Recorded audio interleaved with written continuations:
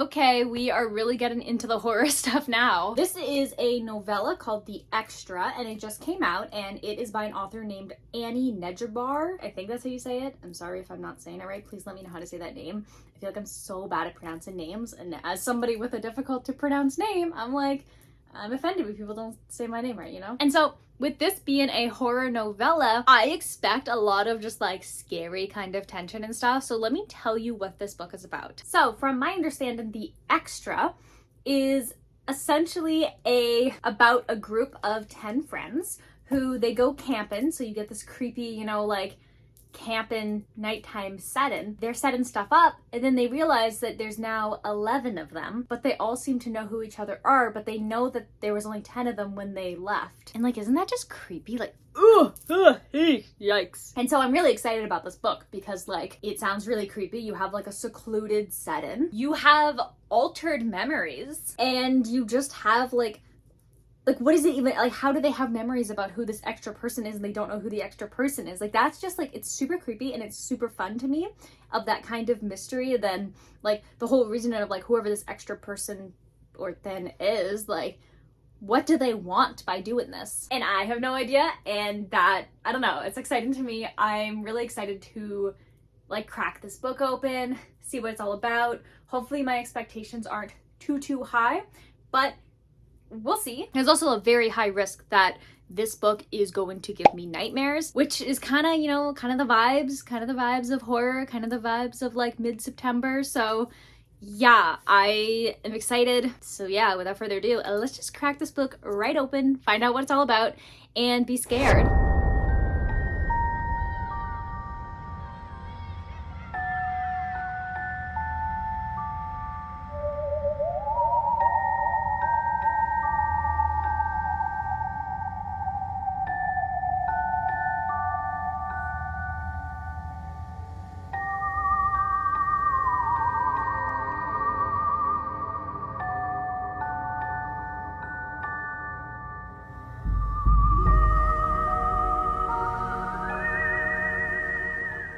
So I'm exactly 51% done The Extra, and here are my thoughts so far. I really like the writing of this book. It instantly just, boom, grips you, takes you on for a ride. So this book is a first-person point of view from our main character, whose name escapes me again. I think it's like Travis or Trevor, something like that. His name isn't really what matters because we get his perspective anyway. But he is in his 30s and he has basically been running these kind of like training camp, outdoor survival like exercises for a really long time. Like, he is the guy. And so him and two other kind of like, I guess like mid-level university, older-ish kind of people are also these like leaders in this little survival camp and outdoor kind of adventure thing. And so it seems like every couple of months or so, 10 students from one of the local universities are able to join this program, and then they spend a couple of days outside, hiking, setting up camp, really just living out in the wilderness.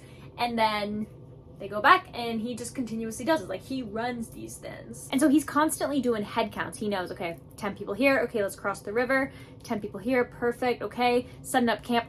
11. Like, he's like, what is going on? Like, how is there 11? That doesn't make any sense. Like, he's been doing this long enough to know that 11 is not, like, it's never happened. It's always 10. And so he's like, okay, maybe I'm just really tired. So he asks his other kind of like two leaders, hey, can you do a head count for me?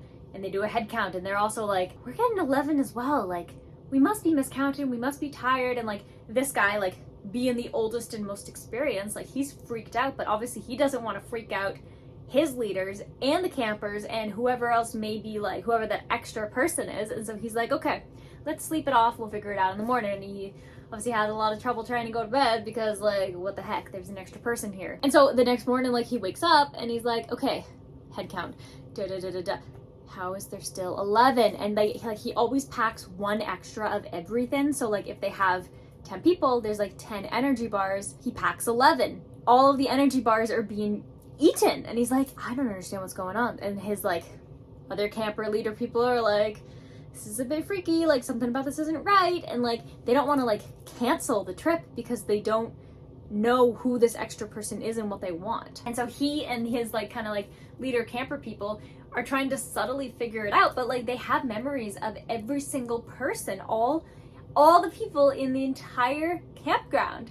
And so he's like, how do we have memories of somebody who wasn't here before? Like, what is going on? And I'll tell you, there's a scene where he like took a picture or something in the middle of the night, and that was creepy, because when he looked at the picture, he was like, what is that? Like, who is that? Like imagine this is like such a creepy scenario, but like they haven't done anything bad. And so he's like just trying to figure it out, like what is going on?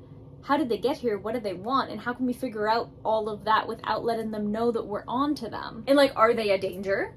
We have no idea if they're a danger. Maybe they're just bored. Maybe they just wanted to join and just, I don't know, pretend to be a camper for whatever reason, which I highly doubt that. But yeah, they're also like, you know, the middle of nowhere. None of their cell phones work. If they were to get into a car, which there is a car, it's in a, like they have the van they all came in, but that's still a bit of a hike away, and it would take hours to get to the city. So it's a pretty creepy situation. And I am having a wonderful time with this book. I am really interested in like where it's gonna go. I love that you get the first person point of view of this character, because we're seeing stuff as he's seeing stuff. We have no other kind of like understanding of what's going on. So if he's not somewhere and something happens, he has to believe whoever's there, and we have to believe his memories that he knows aren't right. And it's such a vibe. It's such a vibe. I'm having a really great time, and I'm excited to like see where the last half of this book is going to go, because like they still have a couple days left in this campground area. So like, is the imposter person going to do bad things, or are they just gonna chill and learn about how to be a camper? I don't know, but it's a creepy situation and I like it. It's super fun. So yeah, I'm gonna continue to read the extra, and I will update you when I finish this novella. So I will see you then with my final thoughts and what I will rate this book.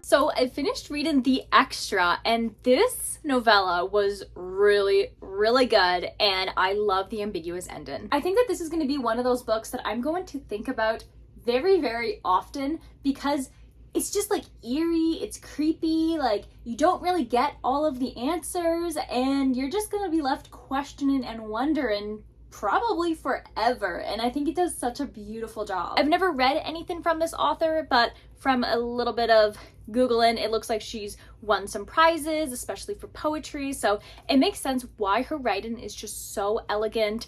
It's so good. Like it's so good, and it grips you, and the way that she just makes you uncomfortable the entire time is so good. And it's like broken into different very tiny short chapters that you're like, you just can't stop changing the pages because there's more creepy stuff happening, and you're trying to figure out like which one of these is the extra. What does the extra want? And it's one of those books where it's like, I need you guys to read it so that way we can talk about it more, because there are so many discussion points that could be done in this book that I'm like, oh, it was really fun. And it was like and the way that she was able to tell that story in like 90 pages, that was amazing. Like nothing felt rushed. Everything was paced perfectly. All of the characters made sense. The set-in was super creepy. The extra was creepy. The little bits of information we get, and the constant just like, is this person the extra? No, it's gotta be this person. No, but what about this person? And like the decisions that this character has to make, and has no idea like what the right choice is. And you're kind of left wondering yourself, like, did he make the right choice? I don't know. So yeah, very happy that I ended up getting this book, reading it, and just having such a wonderful experience. I feel like there's not much else to say in the sense of like, I don't want this to be a spoiler video, because this is the kind of book that I just want, you just gotta read it and then you'll understand why I'm like, yes, about it. Because it is a good one. It is a very good one, especially if you want to read something like spooky and eerie, but not like terrifying, and you want to read something fast. This is the perfect book to read for that. So yeah, certainly recommend this. So today we are going to be awarding the extra a total of 4 stars. Definitely worthy of 4 stars. I think this book would make such a good movie. I mean, I have a couple of thoughts on how I feel about a lot of book adaptations to movies and TV shows, but pretending that they will do it the right way, this could make a wonderful movie. They could even actually do it into a show. You kind of get to know each of the characters a little bit more. Like, I don't know, there's a lot of really cool parts to this book that I think, yeah, it'd be good. And I could even see there potential being a sequel to this book, but it would have to be done in a very clever way to not kind of ruin the atmosphere and the questions and all the lingering unknowns of this book. Similarly, how I feel about Bunny by Mona Awa that's coming out, because she has a prequel, and I really worry that it has to be done a certain way, that way you still have the magic of that first book, and I think that's the same case for this book. I'm definitely very interested in seeing what else this author has done and what she plans to do in the future, because this book was just chef's kiss. Very good. So the next book that I'm going to be reading is Never Flinch by Stephen King. This is technically the 4th Holly Gibney book, so I'm a big fan of Holly. I love her story. I have a whole video about me ranking all of the different Holly videos, and this will be the first Stephen King book, actually, I think that I've actually read on my channel, so that's kind of exciting too. And what other author would you read, right, in spooky season? I feel like Stephen King at this point pretty much just owns the season. So yeah, I'm excited to read that book. So if you're interested in watching me read Never Flinch or any other book that happens to be on my Never Ended TBR, definitely subscribe if you haven't already. And with that, I'm going to wish you warm wishes and fish kisses, and I'll see you in the next video. Bye!